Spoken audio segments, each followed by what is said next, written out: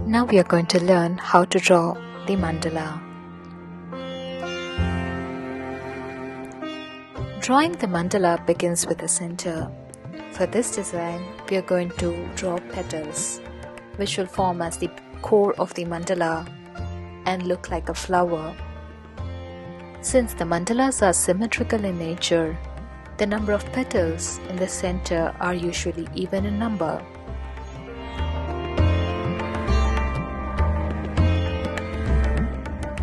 I always recommend that you draw the mandala inside out, as this helps you visualize the design better.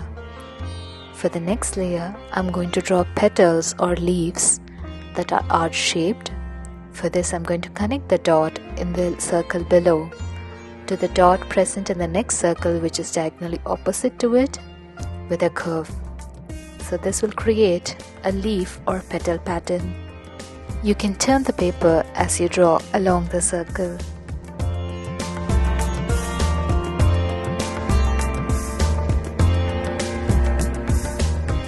The design that we are going to draw in the next layer is similar to that of the previous one. The only difference is that these arches are a little deeper.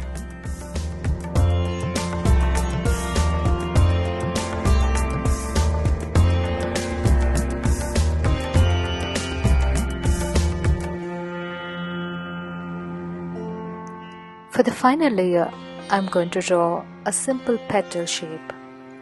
These are nothing but elongated shape of the alphabet M. They are simple and easy to draw and look very pretty on the design. I'm going to draw even number of petals in this layer as I plan to color them in alternate colors.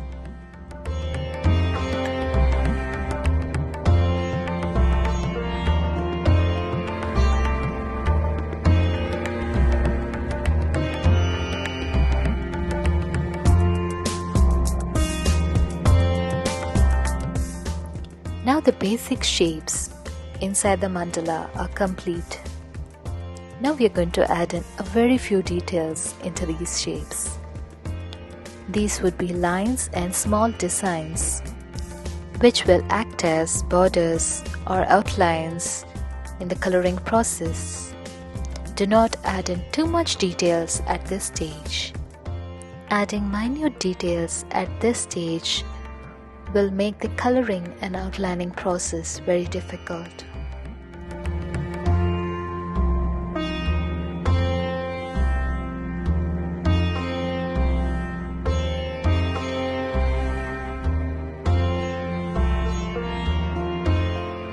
Mandala is all about symmetry, so make sure that you fill in the same details or designs inside each shape or petal as in this case.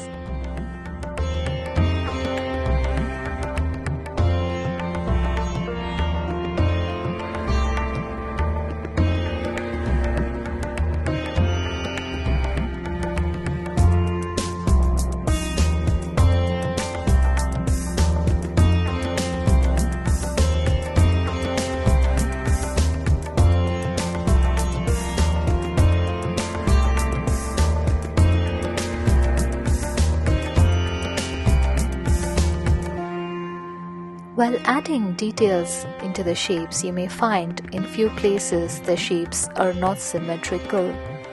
Feel free to make corrections then and there.